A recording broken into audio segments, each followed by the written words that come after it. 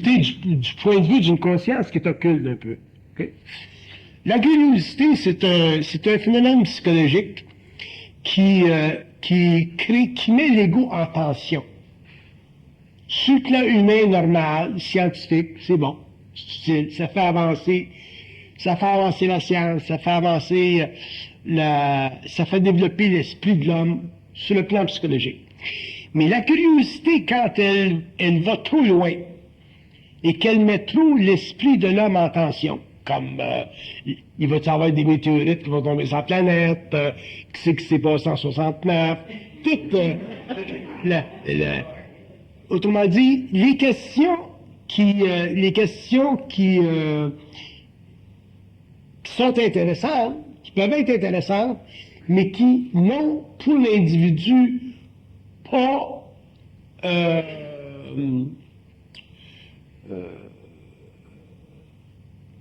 qui n'amènent pas à l'esprit de l'homme de repos. De la curiosité qui n'amène pas à l'esprit de repos, c'est pas bon. J'en parle souvent, effectivement, parce que c'est une date fatidique en ce qui concerne l'évolution. Il y a des gens qui ont vécu des expériences très particulières en 69, moi j'en suis un.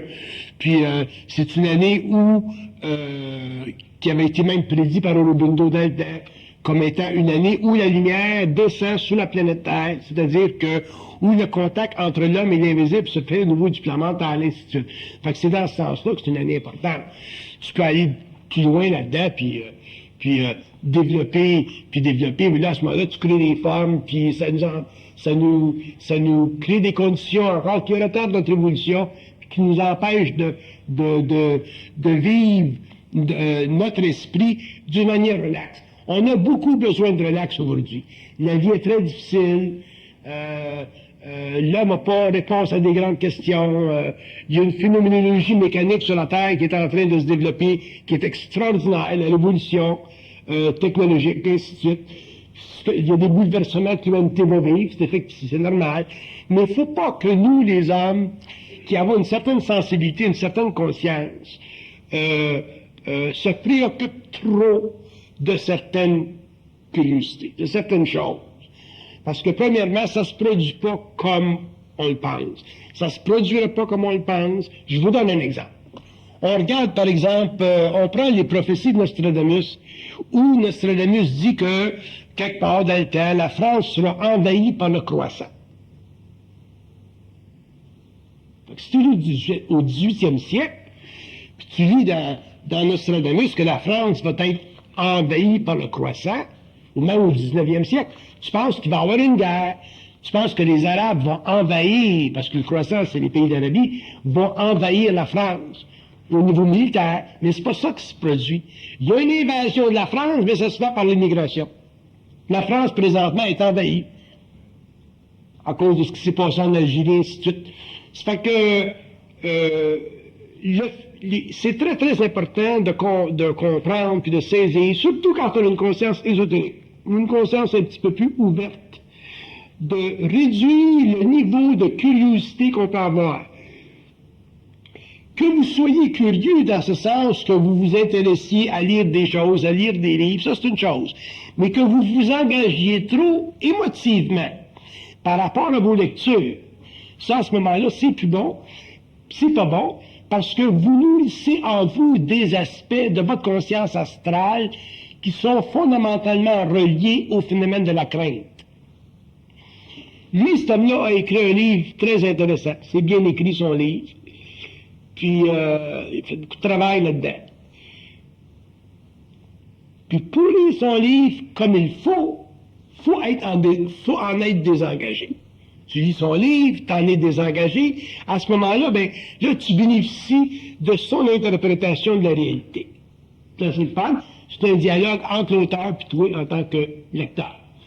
Mais si tu commences à lire des livres ésotériques ou occultes, ou des livres avancés, et à chercher dans ces livres-là trop de signification, parce que tu as trop de curiosité, à ce moment-là, vous allez, avec le temps, affecter vos vies. Parce qu'il va se produire chez vous un découplement entre votre conscience normale, qui travaille, qui s'occupe des enfants, votre conscience diurne, là. Il va y avoir un découplement en cette conscience-là et votre conscience qui est assoiffée de réponse. Et plus on est ésotérique ou plus on est occulte, plus on a une conscience assoiffée de réponse parce que on a un esprit qui est un petit peu plus volatile, un esprit un petit peu plus éveillé. Mais vous allez réaliser au cours de votre expérience, puis moi j'en suis une preuve très très convaincante, que moins t'en sais, mieux t'es. Là, vous allez dire, ben oui, ben vous tenez des conférences, puis vous parlez depuis 25 ans, ainsi de suite, puis vous remplissez des livres. Je remplis des livres, puis je parle, seulement je suis pas impliqué dans ce que je dis. J'ai pas la curiosité que soulèvent mes œuvres, parce que je pense pas.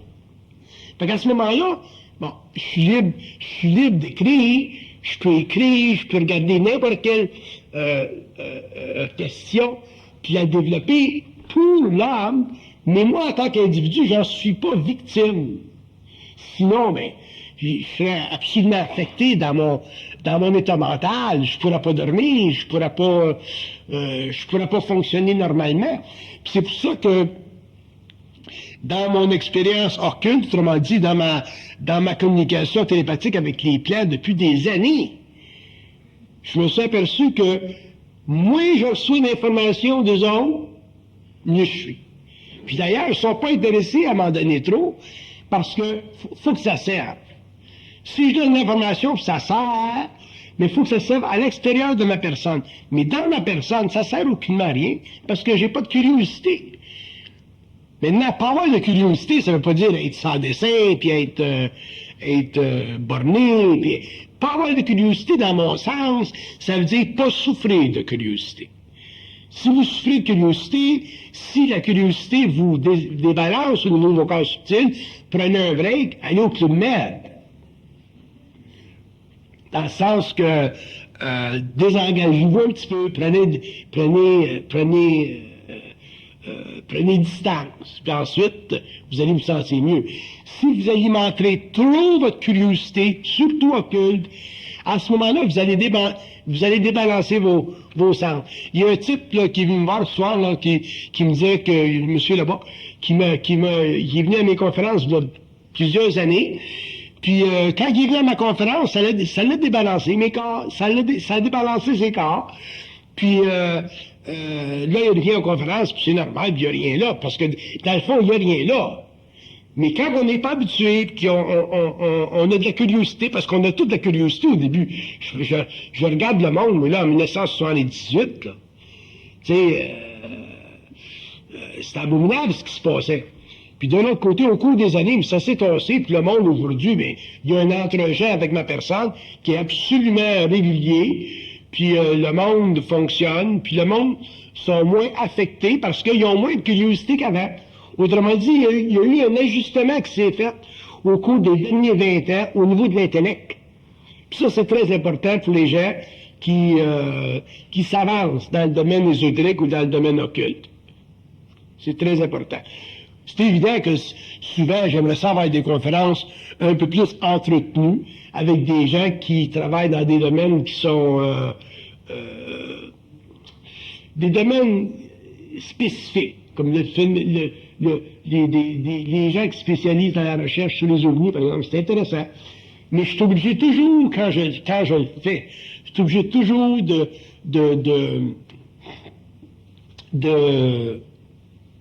d'établir des paramètres.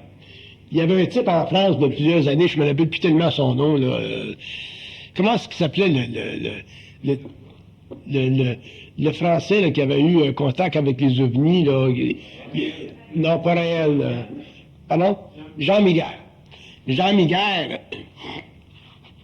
Miguel, c'était pas mon ami, là, mais c'était une connaissance. Puis, il était venu à une de mes conférences, puis il me disait, j'ai un code. Je peux les appeler quand je veux, j'ai un code avec eux autres. J'avais pris mon crayon, puis j'avais écrit le code sur du papier, puis ça l'a renversé. Puis je pense qu'il mentionne quelque part dans un de ses livres. Mais Pourquoi ça l'a renversé? Parce qu'il n'était pas habitué à traiter avec l'information sans être impliqué.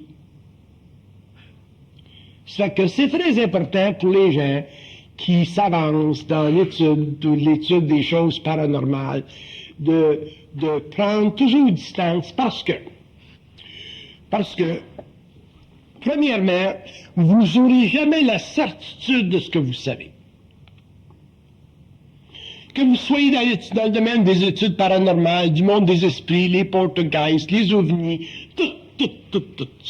Que vous soyez dans l'étude de n'importe quel domaine, soi-disant paranormal ou marginal, vous n'aurez jamais la preuve à 100% que ce que vous savez, c'est ça. Pourquoi? Parce que la méthodologie scientifique ne s'applique pas dans les mondes parallèles. Dans le monde matériel, quand tu découvres quelque chose, il y a une méthodologie, tu peux répéter l'expérience 100 fois. Tu vas toujours avoir les mêmes résultats. Quand tu as les résultats bien établis, après ça, la communauté scientifique peut dire, bon, ben ça devient une loi. On l'applique, ça fait partie des lois. Tandis que dans les mondes parallèles, l'expérience psychologique ou psychique ou astrale ou éthérique de l'ego est toujours en flux. C'est-à-dire que quand vous êtes en contact avec des mondes qui sont régis par d'autres principes que les nôtres, vous ne pouvez pas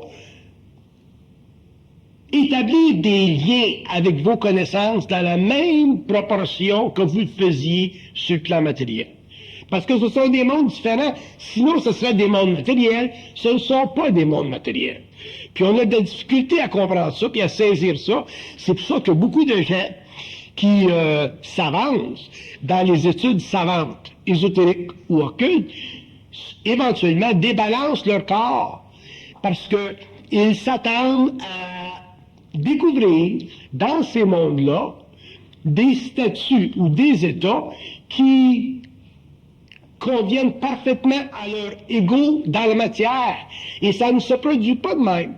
Si ça avait été comme ça, ça fait des siècles qu'on connaîtrait le monde de la mort, qu'on connaîtrait les mondes parallèles, qu'on connaîtrait tout ce qui se passe dans l'invisible. Il y a un type, il y a quelques années, qui a écrit un livre, un Américain qui a écrit un livre sur ce qu'il appelait les UFO biologiques. Biological UFOs.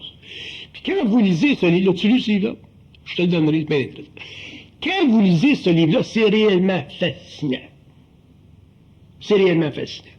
Son interprétation de certains phénomènes ufologiques dans le désert, dans le désert américain, sur les mésas, là, sur les montagnes à tête plate, c'est extraordinaire. Par contre, si vous développez une curiosité trop acharnée par rapport à ces dictées-là ou ces informations-là, vous ne pourrez pas vous saturer psychologiquement. Parce que ce qui se passe, c'est que votre centre mental s'ouvre, puis en même temps que votre centre mental s'ouvre, c'est-à-dire que votre esprit se met en vibration, votre corps astral, lui, cherche à absorber une partie de cette énergie-là pour satisfaire votre ego. Et en faisant ceci, vous débalancez vos corps. Pourquoi? Parce que vous pensez.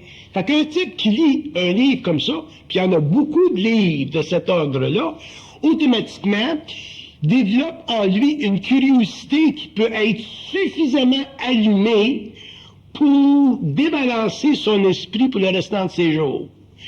Puis ça, c'est une des raisons pour laquelle j'ai jamais été, à un certain moment donné dans mon expérience, par exemple avec Richard Glenn à Montréal, à un certain moment donné, j'ai cessé de faire des conférences avec lui, parce que j'étais intéressé à ouvrir sur le plan de la conscience supramentale, puis naturellement, Richard me revenait toujours sur le plan des études ufologiques. Puis, à un certain moment donné, là, je ne voulais plus en parler du phénomène OVNI, puis finalement, on a rompu le travail là. Mais pour expliquer ou faire comprendre que la curiosité n'a pour l'homme aucune satisfaction intégrale quand elle traite de choses qui ne font pas partie de son monde. Si vous voulez la curiosité, utilisez-la en fonction de la science matérielle, des sens, en fonction d'une méthodologie scientifique, à l'université, dans vos laboratoires. Et là, vous pouvez utiliser votre curiosité à l'extrême et devenir de grands penseurs, de grands théoriciens, de grands scientifiques. Mais sur le plan occulte, apprenez à vous restreindre au niveau de la curiosité et à ne traiter avec les sujets que d'une manière de plus en plus objective et désengagée. Si vous faites ça, bien à ce moment-là, il va se produire deux choses. Premièrement, vous allez commencer à développer une perception personnelle du phénomène humain. Si on me demandait à moi, par exemple, que j'étais willing, par exemple, d'en discuter, ça, on me disait, bon ben, c'est quoi, Bernard, ton opinion sur les ovnis biologiques, ou c'est quoi ton opinion sur les ovnis, ou c'est toi son opinion sur ci ou sur ça, je vous donnerai mon opinion, ce qu'on appelle une opinion, c'est-à-dire que je vous répondrai en fonction de ce que vous avez besoin de savoir, point final. Mais moi, je ne m'impliquerai aucunement dans ce que j'énoncerai par rapport à votre personne, parce que je ne suis pas intéressé à ce que je peux savoir. Ma curiosité, elle a été brûlée dans la fusion. Et ça, c'est ma protection. C'est ça qui me permet aujourd'hui de parler de n'importe quoi, d'étudier n'importe quoi, de regarder dans n'importe quelle direction, mais de ne pas débalancer ma vie. Sans ça, je serais assez erreur de Dieu. Fait qu'il est là le point, là. C'est pour ça que je me sers de votre intervention, pour parler de curiosité. Puis vous verrez que dans votre expérience, depuis 10 ans, 15 ans, 20 ans, vous allez en venir un jour. Tout est un exemple. Le type avec des lunettes, là, toi là, les cheveux gris, vous allez en venir, puis vous allez être venu au cours des années à couler ça. Puis à prendre du recul, puis à prendre du recul, puis à prendre du recul. Puis à partir du moment où vous êtes capable de prendre du recul, ben à ce moment-là, les choses sont moins, le matériel, les connaissances ésotériques ou la recherche ésotérique est moins tendue, là. Il y a plus de relax là-dedans. Puis là, puis vous devenez plus parlable aussi, puis c'est plus intéressant. Sans ça, vous n'êtes pas parlable. C'est,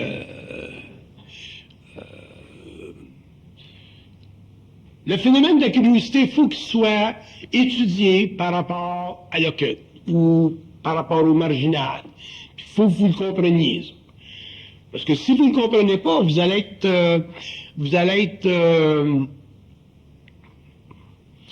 vous embarquer dans des expériences puis dans des voyages qui vont vous mener nulle part. Nulle part. Je vous ai toujours dit, la connaissance, c'est une illusion. Le seul plan où la connaissance est utile, c'est dans la matière. Et même dans la matière, la connaissance a ses limites, mais au moins elle évolue, puis graduellement, elle en vient à se stabiliser. Par exemple, les lois de Newton, c'est des lois fixes, ça bouge pas. Mais lorsque vous commencez à appliquer la recherche psychologique à des niveaux d'expérience qui sont totalement en flux, soit sur le plan astral, sur le plan éthérique, sur le plan mental, les ovnis, tout ça, là, tout ce qui fascine l'homme, tout ce qui concerne les origines de la conscience, les origines de l'humanité, vous allez voir un jour que le seul moment dans votre expérience où vous allez être sûr, que vous allez être sûr à 100% que l'homme ne vient pas du singe, c'est quand vous allez être sur l'autre plan.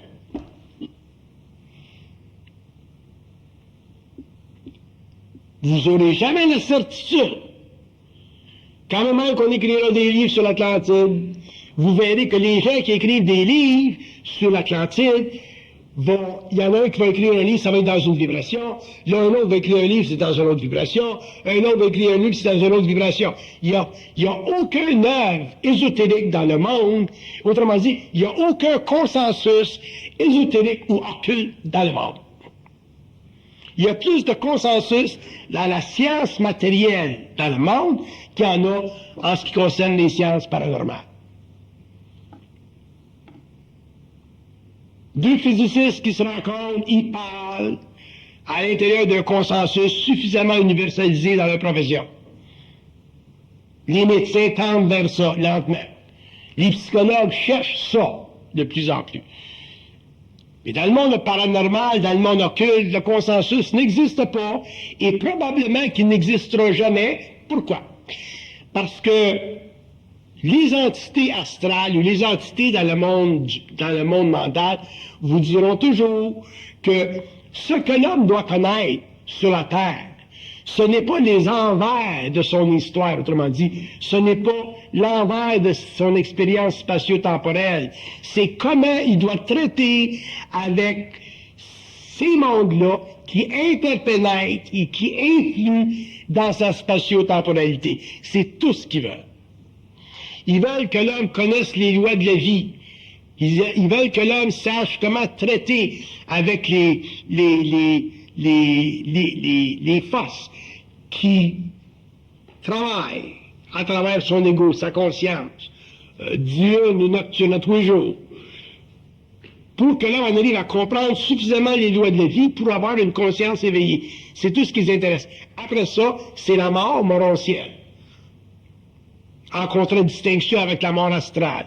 Et à partir de la mort morontielle, à ce moment-là, l'homme garde sa conscience et l'homme pourra commencer à construire et à développer des nouvelles civilisations qui ne font pas partie de l'agenda actuel de son âme sur le plan astral. Mais dans l'évolution, ça va venir et l'homme créera de nouvelles civilisations qui sont totalement à l'apogée de sa conscience. Et ça se fera au cours de son évolution jupitérienne. Mais en attendant, sur la Terre, la planète Terre, c'est une école pour l'âme. C'est seulement une école pour l'âme. Pas d'autre chose. C'est la seule raison pour laquelle l'homme vient sur la Terre, parce que c'est une école. Et le but de la vie cosmique, ce n'est pas de créer sur la Terre une civilisation permanente. Le but de la vie cosmique sur la Terre, c'est de permettre éventuellement que l'homme, en relation de conscience avec les autres plans, en arrive à un éveil suffisamment développé pour que le feu cosmique s'installe dans sa conscience, donne à son âme une vibration qui est suffisamment avancée ou élevée pour que le pont s'établisse entre l'invisible et lui-même en tant qu'être créatif. Et à partir de ce moment-là, l'homme gardera sa conscience, conservera sa conscience après la mort. Au lieu d'aller en forme astrale, l'homme ira en forme éthérique et l'homme pourra finalement commencer à développer des nouveaux systèmes de vie qui font partie d'un agenda cosmique qui n'est pas révélé encore aux initiés sur la Terre.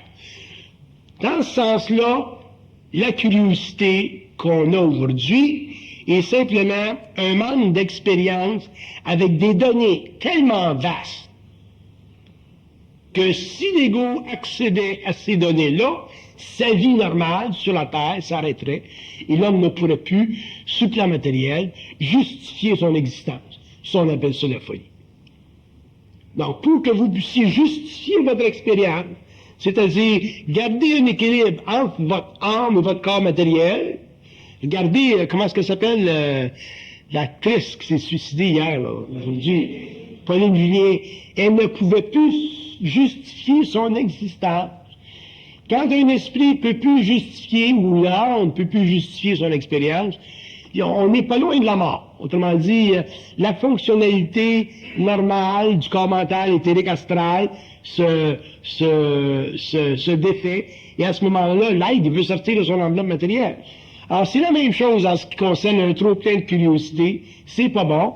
Et ça doit faire partie de l'enseignement des nouveaux temps, pour que l'homme en arrive finalement à traiter avec des grandes choses, mais d'une manière réellement dirigée, contrôlée par lui-même, et toujours à distance, pour ne pas éveiller en lui trop de désirs de connaissance, qui ne reflète en fait qu'une illusion de l'ego.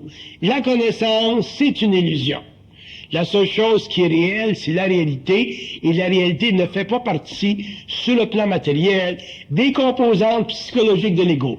La réalité fait partie des vibrations qui nourrissent l'ego, qui nourrissent l'âme, qui nourrissent le mental et les corps subtils de l'homme, pour donner à ce qu'on appelle l'être humain une viabilité qui dure tant d'années. 90 ans, 80 ans, whatever. Le reste, c'est purement philosophique, c'est purement idéologique. Puis avec le temps, quand on a beaucoup d'expérience de l'invisible, on s'aperçoit que moins on en sait, mieux on est.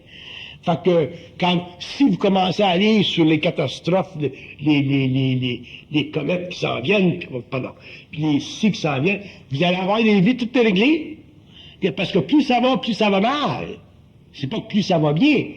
Parce que plus ça va mal, parce que tout est de plus en plus complexe. Fait qu'à ce moment-là, ben, vous allez avoir des vies totalement débalancées. Fait qu'occupez-vous de vos vies, protégez vos vies contre la curiosité, puis servez-vous simplement de minimum de curiosité pour aller voir un petit peu partout dans le monde, dans votre acheminement, où se situent des choses qui réfléchissent votre propre conscience. Qui réfléchissent votre conscience. Quand vous lisez quelque chose, ben, vous devriez aller regarder ce que l'auteur dit, qui réfléchit votre conscience. Fait que vous pouvez dire, ah ben, ce qu'il dit, je le sais, ça. Ce qu'il dit, je le sais, ça. Fait que si l'auteur dit quelque chose, puis vous le savez, ça veut dire qu'il y a un équilibre entre votre esprit et le sien. Mais si l'auteur dit des choses, puis il mesmérise votre esprit, à ce moment-là, c'est qu'il n'y a pas d'équilibre entre votre esprit et le sien, et par le fait même, votre esprit est mesmérisé, la curiosité devient chez vous, ou peut devenir chez vous, maladive, et c'est pour ça que souvent, des gens qui s'intéressent trop aux sciences ésotériques, sans avoir réellement compris ce phénomène de curiosité-là, débalancent leur vie. La première chose, tu sais, c'est qu'ils veulent plus travailler. Le travail les intéresse pas, la famille les intéresse pas. Il y a des gens qui perdent même leur sexualité quand ils s'autorisent trop. La sexualité les intéresse pas. Ils veulent, on dirait qu'ils veulent tout l'éviter, là, demain matin. Faites attention, non? Faites attention. Occupez-vous de vos vies, puis restez vos pieds bien terre à terre, oui. Curiosité par rapport à soi-même, non, parce que si vous saviez vous-même, vous n'en auriez pas de curiosité par rapport à vous-même. Fait que si vous avez de la curiosité par rapport à vous-même, c'est bien plus un exercice personnel que l'ego se monte ou se crée pour se satisfaire lui-même. C'est pour vous satisfaire vous-même. Vous autres, vous allez voir des diseurs de bonne aventure ou des voyants, ainsi de suite, puis vous vivez une expérience totalement différente de moi-même. Moi, si je vais voir une voyante, je vais totalement neutraliser ce qu'elle va me dire. Ça, c'est automatique. Je vais neutraliser ce qu'elle va me dire. Tandis que vous autres, vous allez voir les voyantes pour voir ce qu'elle va vous dire. Puis à ce moment-là, ben, vous vous mettez automatiquement sur la loi astrale, parce que les voyants ont des contacts sur le plan astral, et vous assujettissez votre vibration à la vibration de l'entité. C'est pas bon. Si vous allez voir un voyant qui vous dit, bon, ben, ce mois-ci, il va se passer telle chose, vous devriez être ça devrait automatiquement vous mettre en tension psychique si le voyant ne vous dit pas ce qu'il fait à votre affaire. Il y a une voyante qui est venue me voir, moi, de Hongrie, il y a plusieurs années. Et la femme, elle était très, très malheureuse parce que elle est allée voir une voyante qui avait dit que sa sœur était pour mourir à telle date, puis sa grand-mère mourait à telle date, puis une cousine mourait à telle date. Puis ils sont tous morts, hein? Puis finalement, la dernière personne qui devait mourir à telle date, c'était son mari. Fait que quand elle est venue me voir à la conférence, je me rappelle, c'était au Cégep Maisonneuve. J'ai dit, premièrement, madame, votre mari ne va pas mourir, là. J'ai dit, retournez-vous-en. Puis j'ai dit, le 25 février, j'ai dit, venez me revoir. Puis quand elle est venue me revoir, la dame, son mari n'était pas mort à la date qui avait été prévue par la voyante. Par contre, elle avait été très, très malade. Fait que j'ai dit à la dame, j'ai dit, la raison pour d'abord, votre mari n'est pas mort parce qu'il y a eu une opposition. Il y a eu une opposition contre le plan astral. Puis, par contre, j'ai dit, vous avez été obligé de payer la note astrale, c'est pour ça que vous êtes devenu malade. Mais j'ai dit, la leçon à prendre de cette expérience-là, c'est que quand vous allez voir un voyant qui vous donne des mauvaises nouvelles comme ça, apprenez à pas les croire. Si vous les croyez, automatiquement, vous augmentez la probabilité astrale de l'expérience ou de l'événement, et si vous vous mettez en opposition d'esprit, votre esprit va neutraliser le plan, la dictée ou la programmation sur le plan astral. Il y aura certainement des retombées pour rebalancer ça, parce que les énergies peuvent pas se perdre. Par contre, l'événement lui-même sera mis de côté. Fait que ça va loin, toutes ces choses-là, tu sais. C'est des choses on n'a pas été éduqués à comprendre ça. On n'a pas été éduqués à traiter avec le plan astral. Puis on s'imagine que les entités ont un pouvoir sur le plan matériel ou sur nous autres qui est infaillible, et ce n'est pas le cas. Ce n'est pas le cas. Ce n'est pas le cas. Puis d'ailleurs, je vous ferai comprendre, vous réalisez que la vérité n'existe pas en ce qui concerne les mondes invisibles. Il y a seulement la réalité, et ce qu'on appelle nous autres la vérité, c'est simplement un consensus psychologique qu'on se crée nous autres en tant qu'égaux par rapport à ce qui se passe dans l'invisible et qui influe sur notre monde. Mais en réalité, la vérité n'existe pas, et si l'homme était réellement conscient de ça, il pourrait jusqu'à un certain point retarder énormément des échéances, empêcher énormément que se produisent certains événements, dans la mesure où il serait suffisamment conscient de son esprit sur le plan mental pour neutraliser ces influences astrales-là. Mais ça fait partie de l'évolution de l'homme, ça fait partie du développement de sa conscience mentale, et ça fait partie aussi de la tendance à long terme de retarder sur la Terre les influences du monde astral, donc du monde de la mort.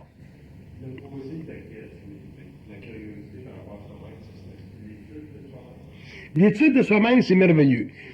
L'étude de soi-même, c'est votre capacité en tant qu'égaux d'évaluer votre relation émotionnelle ou mentale avec les événements.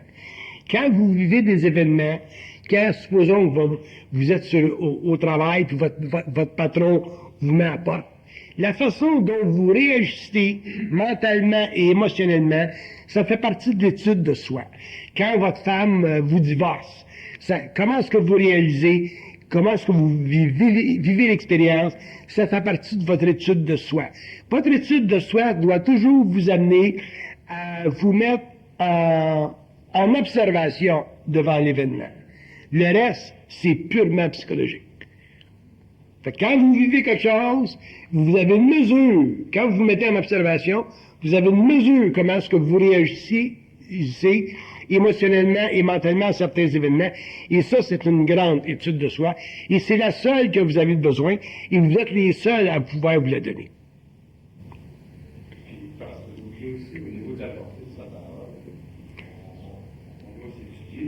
La portée de votre parole, c'est la même chose. Quand vous parlez au monde, quand vous parlez à des individus, vous devez savoir, ou vous en arriverez à savoir ce que vous créez par la parole.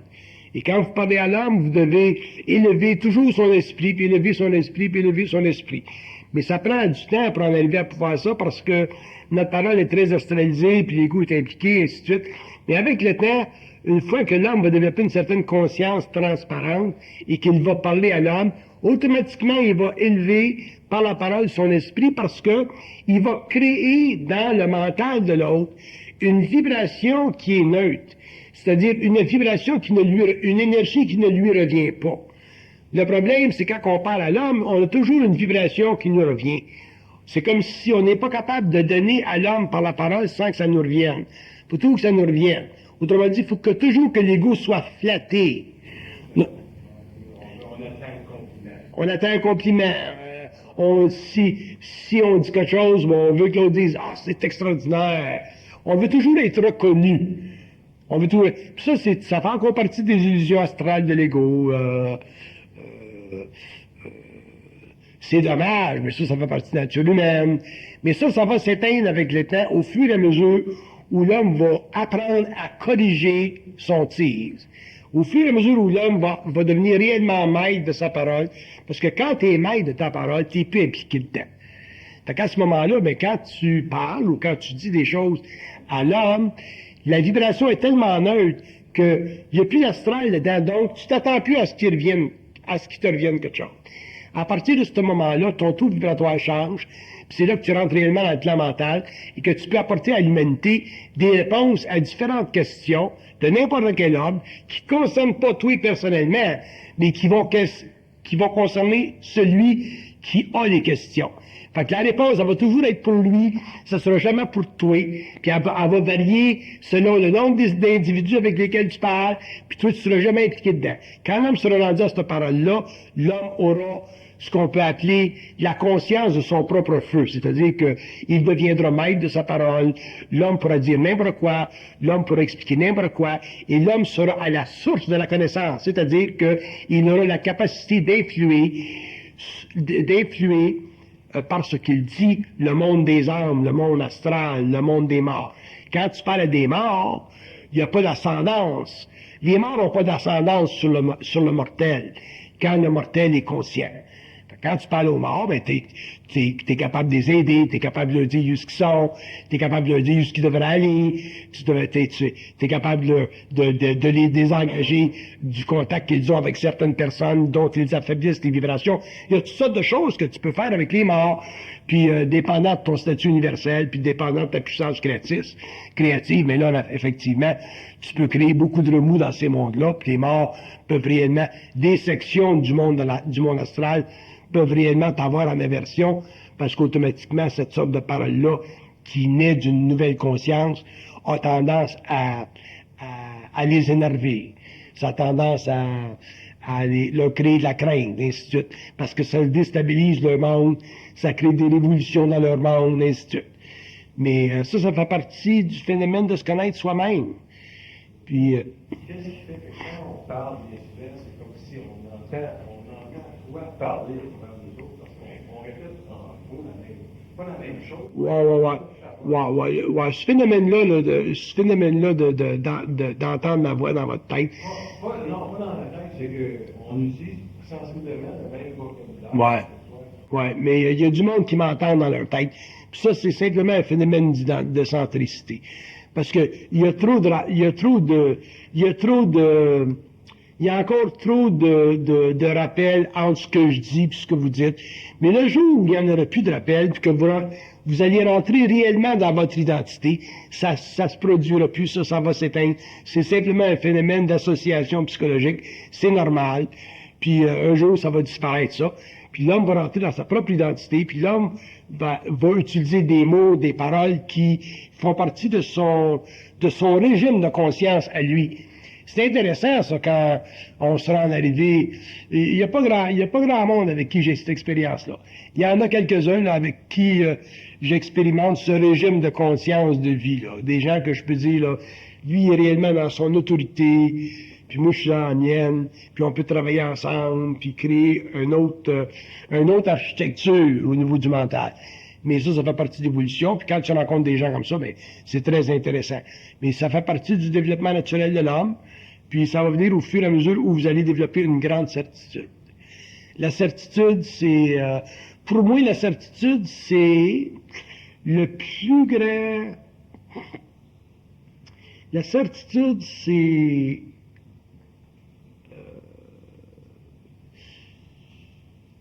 le plus grand avantage qu'un être humain, dans un corps matériel, peut avoir sur une planète expérimentale. Pas la connaissance. La certitude. La certitude découle de la connaissance. Si vous n'avez pas la certitude et que vous avez de la connaissance, vous pourrez jamais avoir la certitude de votre connaissance. Mais si vous avez la certitude et que la connaissance découle de votre certitude, vous serez toujours en pulsion créative, et ce que vous serez, ça vous intéressera jamais, parce que vous serez toujours obligé de traiter avec l'infinité. Tandis que si vous n'avez pas la certitude, et que vous avez de la connaissance, vous serez toujours lié à votre connaissance, parce que votre connaissance, ça sera l'identification que vous vous donnerez en tant qu'égaux par rapport au monde. Puis, alors, vous aurez toujours une tension psychique dans le mental. Puis quand vous parlerez aux gens, les gens sentiront toujours, moi j'appelle ça, les gens sentiront toujours que vous essayez de leur enseigner quelque chose. Les gens sentiront toujours que tu es un petit maître. Il y a tout cette chose-là. Alors que si vous étiez dans la certitude, et que la connaissance découlait de votre certitude, comme la fontaine découle de sa propre source, à ce moment-là, le monde ne sentirait pas que vous êtes un maître. Le monde ne sentirait pas que vous leur donnez de la connaissance. Le monde sentirait simplement que vous patinez un petit peu plus vite qu'eux autres. C'est tout. Mais il ne sentirait pas que vous êtes un maître. Donc, il n'y aura pas de hiérarchie entre vous autres et l'homme. Puis quand il n'y aura plus de hiérarchie entre vous autres et l'homme, il n'y aura plus de maître, il n'y aura plus d'église, il n'y aura plus de secte, il n'y aura plus de ces structures-là conventionnelles qui ont été créées par l'ego parce que l'homme n'a pas la certitude. Parce que quand tu as la certitude, tu n'es plus intéressé à savoir ce que tu sais. Tu peux parler n'importe quoi. Parce que quand tu n'as pas la certitude et la connaissance, là, tu es intéressé à savoir ce que tu sais, puis tu veux que tout le monde le sache. Puis c'est ce qu'on a vécu pendant la Révolution. Oui, monsieur. À quelque part, dans un de vos livres, là, vous parlez des forces élémentales. Puis vous dites que les forces élémentales viennent, à quelque part, ils se soumettent à la volonté de l'homme à un certain moment de la évolution. Bon, les forces élémentaires, ce sont des forces qui sont extrêmement primitives, qui font partie des mondes parallèles, mais qui ont leur souche dans le monde astral. Et ces forces-là ce sont techniquement des forces obéissantes, dans le sens que l'homme peut les utiliser pour son expérience de vie sur la Terre. Mais pour que l'homme puisse les utiliser, il faut qu'il ait suffisamment de conscience des mondes obscurs, dans ce sens que il faut qu'il sache que les forces obéissent quand l'homme a peur d'elles. Mais tant qu'il y a de la crainte chez l'homme, les forces n'obéiront pas. Ils n'obéissent pas parce que la crainte chez l'homme, c'est une énergie, c'est un phénomène astral. C'est un phénomène qui appartient autant au monde de la mort qu'au monde matériel. Et ce phénomène de crainte-là, il est extrêmement vivant dans l'expérience de l'âme. Et si l'homme n'avait pas de crainte, si le phénomène de la crainte ne faisait pas partie de son âme, autrement dit, si l'homme avait énormément de certitude, automatiquement, il serait en conscience d'esprit. Et en étant en conscience d'esprit, là, il pourrait travailler avec des forces élémentaires, puis les utiliser à bon escient, et se créer des mondes, autant dans l'invisible que sur le plan matériel, ou des conditions sur le plan matériel qui coïncideraient avec sa volonté. Ça fait partie de l'évolution de la conscience, puis ça fait partie de la maîtrise de certains royaumes qui, dans le passé, ont constitué ce qu'on appelle les mondes de la magie. Qu'est-ce qu'ils peuvent faire? C'est des intelligences, c'est des forces qui sont primaires dans ce sens qu'elles n'ont pas beaucoup d'expérience avec l'homme. Ce sont des forces qui ont été créées il y a énormément de temps dans le passé pour soutenir l'effort créatif d'entités beaucoup plus avancées. Un petit peu comme un être humain utiliserait un chien aveugle, un être humain qui est aveugle qui utiliserait un chien dompté là pour traverser la rue. Bon, mais dans les visites, tu as des entités de haut niveau qui avaient créé ces forces élémentales-là pour les servir, pour les servir techniquement. Mais avec le temps, ce qui est arrivé, c'est au cours des millénaires, puis des âges, ces forces élémentales-là ont perdu contact avec leur créateur, et éventuellement, elles se sont retrouvées dans des mondes un petit peu plus bas en vibration, où il se passe pas grand-chose. Parce que le contact avec... une fois que le contact avec leur maître a été rompu, ces forces élémentales-là ont subi un petit peu le même genre de situation que l'homme a subi quand le contact avec l'ajusteur de pensée a été brisé au début de son évolution. On découvrira un jour que... ça, c'est intéressant.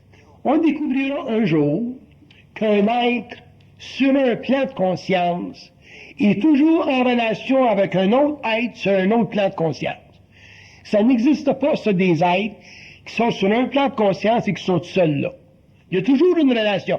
Il y a une relation entre le plan minéral, le plan des plantes. Il y a une relation entre le plan des plantes, le plan animal. Il y a une relation entre le plan animal et l'homme.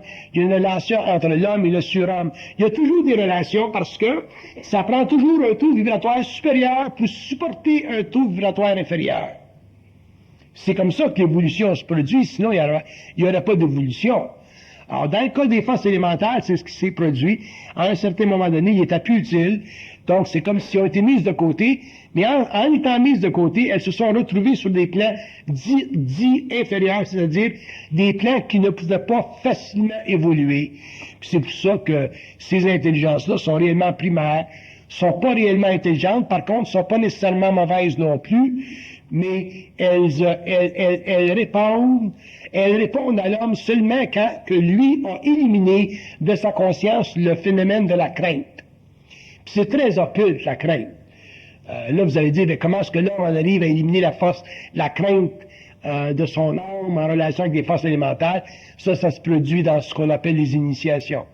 Dans une initiation, l'homme est amené à éliminer la crainte qui fait partie des structures archaïques de son âme, et éventuellement, il développe des propensités à traiter avec certaines forces occultes. Il développe un langage même occulte qui est approprié pour commander à ces forces-là. Puis ça fait partie des mystères de l'âme, puis les mystères de la conscience, puis des lois occultes des mondes invisibles. OK? D'autres questions? Okay. Je parlais de la curiosité. Fait que c'est intéressant. Ça revient à la curiosité, ce que vous me demandez, là. Bon, je vous réponds parce que j'ai le goût de vous répondre, là. Mais toujours faire attention à la curiosité pareil. Parce que ça change rien. Ça va rien changer à votre vie de savoir ça. C'est la seule chose même que ça peut faire, si vous êtes voyant, ainsi de suite, ça peut ouvrir votre écran mental, vous pouvez voir ce que je dis. Puis c'est pas toujours bon de voir ce que je dis, parce que voir ce que je dis, ça peut vous amener souvent à une prolongation après notre entretien. Ça peut mener à une prolongation quand vous allez chez vous, vous couchez le soir. Il y a toute une continuité. Il y a des gens qui sont très, très voyants, hein. Puis quand tu leur parles occultement, ils le voient, ainsi de suite. Là, ils s'en vont chez eux, puis ça continue. Puis ça, si c'est pas contrôlé ou même enrayé un jour, mais ça peut mener à une forme de débilité psychique, ainsi de suite. Fait que ça va loin. Ça va loin. Il y a une personne qui me dit un jour, M. Bernard, j'appartiens à un groupe à une école où on fait, par exemple, on fait des laboratoires mentaux. Un laboratoire mental. Je pense que c'est comme ça qu'on m'avait dit ça. Laboratoire. Fait que, puis elle dit, dans mon laboratoire, mais je fais venir un personnage. Il y a un personnage qui vient dans mon laboratoire. Ça se passe tout dans sa tête. Puis, elle dit, je communique avec ce personnage-là. Puis elle dit, bien intéressant, etc. Fait que j'ai dit, savez-vous d'où il vient, votre personnage? Connaissez-vous son origine, sa source? Avez-vous procédé à un dévoilement de sa forme? Puis elle dit, qu'est-ce que vous voulez dire, procéder à un dévoilement de sa forme? Mais ça veut dire que, bon, pas dans votre cas, là, mais ça veut dire que si Satan est à vous apparaître, il va pas vous apparaître sous la forme de Satan, avec une queue, puis il va vous apparaître sur une forme là, qui est palatable, qui vous énerve pas trop, là. Donc, j'ai dit, vous êtes pas prélevé de cette action-là. Elle dit non. J'ai dit, je vais vous le montrer d'où il vient votre mage, là, votre monsieur dans votre écran mental. Puis là, avec elle, naturellement, je peux plutôt vous raconter ce que j'ai fait, là. J'ai dit, êtes-vous capable de voir un rayon rouge, là, comme une ligne rouge, là? Elle dit oui, puis elle tabote en voyant, vite. Puis là, à partir du moment où elle a vu la ligne rouge, qui était le conduit psychique entre ma parole puis les plans astraux, là, je l'ai amené éventuellement à voir à l'origine de la forme qu'elle voyait sur le plan astral. Elle a été tellement effrayée. Sa colonne vertébrale est devenue totalement chaude. Elle a eu tellement peur qu'elle est tombée sans connaissance. On a voulu la raviver, puis après ça a été fini pour elle, ces affaires de laboratoire-là. Là. Puis, qu'est-ce qu'elle a appris de ça? Elle a appris, comme plusieurs personnes devraient apprendre, que ce qui rentre dans ton esprit, dans ton mental, faut que tu en connaisses la provenance. Tu laisses pas rentrer n'importe qui chez vous. C'est quand tu laisses rentrer quelqu'un dans ta maison, que c'est pas un voleur, que c'est pas un tueur, c'est la même chose au niveau du mental. Quand il y a un bonhomme qui rentre dans ton esprit au niveau de ces exercices, là, faut que tu saches d'où il vient. Mais ça nous a pas été enseigné, ça. Puis la raison pour laquelle ça nous a pas été enseigné, c'est parce que pendant l'évolution, on a été magnétisé par la magie. On aimait la magie. Il y a des gens qui vivent toute leur vie par rapport à ce qu'on appelle la magie, c'est-à-dire la relation plus ou moins informée avec l'astral. Mais ça peut avoir son prix, puis ça peut être très dangereux. Très dangereux. Ça fait que ces choses-là, l'homme en arrivera à se protéger contre ça quand il va développer ce que j'appelle un esprit critique absolu. Pendant l'évolution, on n'a pas développé de conscience critique absolue parce qu'en tant que penseur, on ne s'était pas donné l'autorité de parler. On s'était donné simplement la capacité de penser, mais pas l'autorité de parler.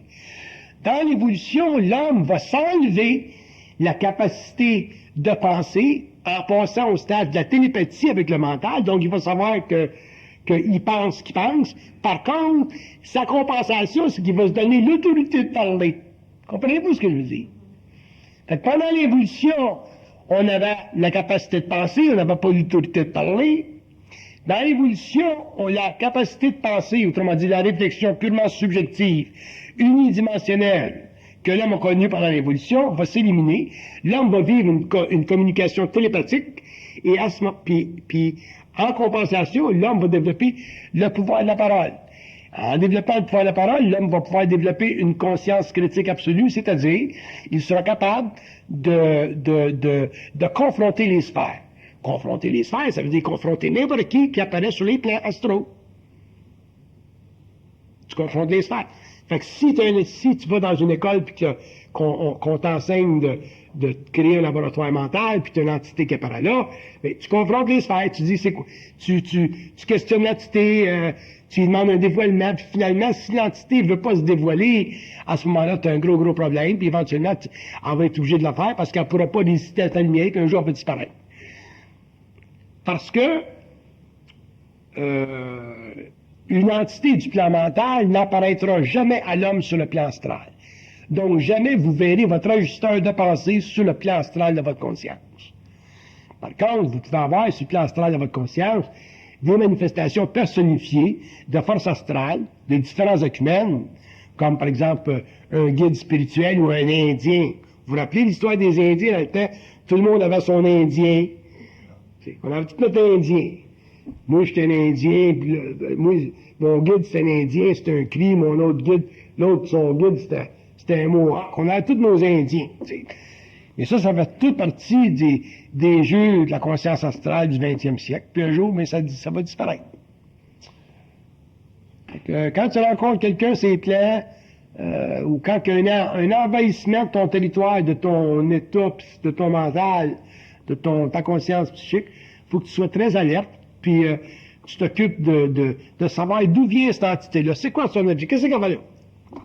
C'est quoi son origine?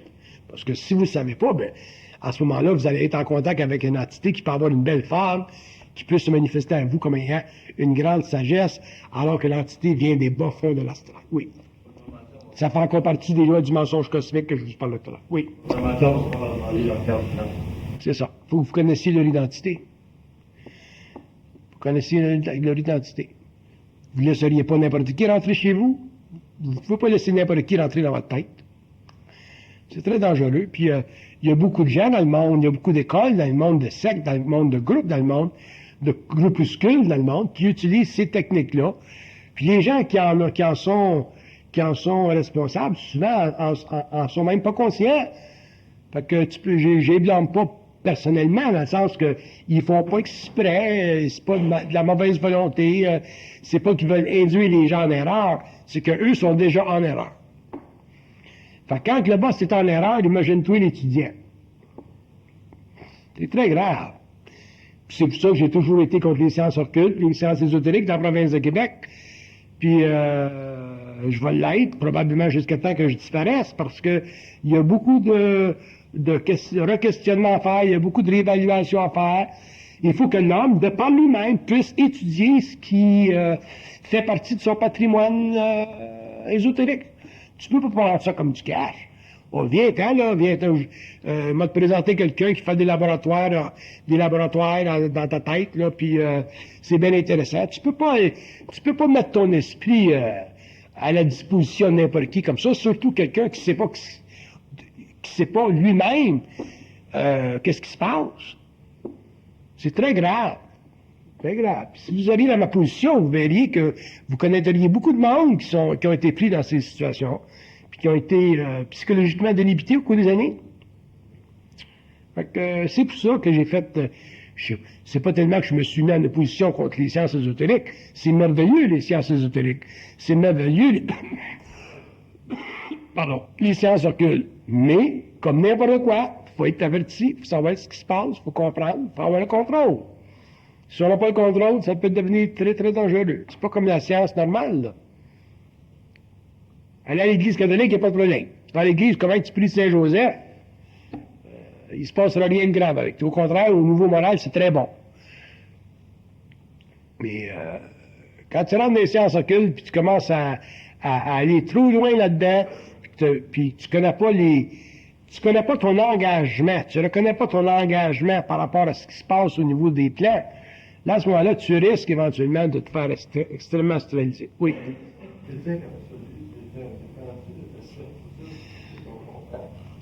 Ça, c'est très bon, votre question. L'esprit critique absolu va découler uniquement au cours de votre expérience, au cours de votre évolution, de votre souffrance personnelle. C'est votre souffrance personnelle qui va vous donner la critique absolue.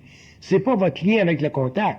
Parce que le contact, c'est une mise en scène réelle dont la réalité dépend de votre critique absolue.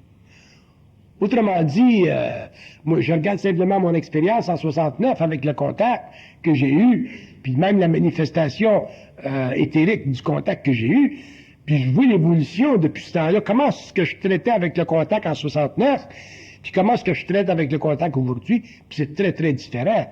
Pourquoi? Parce qu'à cause de mon initiation, j'ai énormément souffert pour connaître les dessous de l'affaire. Puis en connaissant les dessous de l'affaire, éventuellement, j'en suis arrivé à développer ce que j'appelle la critique absolue, c'est-à-dire la capacité que doit avoir tout homme de confronter une entité. Par quoi? La parole. Si t'as pas ça, ben à ce moment-là, ben, tu demeures un être de l'involution, tu demeures façonné par les systèmes de croyance. Fait que croire à l'Église catholique ou croire à ton entité astrale ou ton entité mentale, c'est la même chose. À partir du moment où tu crois, tu es en soumission psychologique ou psychique par rapport à une idéologie qui, dans ce cas-ci, étant occulte, peut éventuellement te mettre dans des grands états de souffrance. Fait que la croyance dans une religion, c'est pas pire, parce qu'une religion, c'est pas néfaste, à mesure que c'est pas amené à des extrêmes. Mais la croyance dans une religion, ça va de soi. Mais de la croyance dans des systèmes parallèles, dans des sciences occultes, ou dans des entités surtout qui sont en communication avec toi, c'est très grave, et c'est une des raisons pour laquelle, dans un sens, ma vie est totalement dédiée à cette confrontation-là. Très grave. Fait que l'homme est encore trop spirituel pour pouvoir par lui-même identifier les dangers de la croyance, mais un jour, il va en arriver à pouvoir le faire. Puis ça va venir au fur et à mesure où il va pouvoir bénéficier des souffrances aiguës qu'il aura vécues pendant une certaine initiation solaire. Puis laisse-moi vous dire que l'homme aura la certitude, puis puis il aura la critique absolue, et l'homme ne se fera plus manipuler par les plans, et c'est à ce moment-là qu'on aura ce qu'on appelle une fusion intégrée. Bye.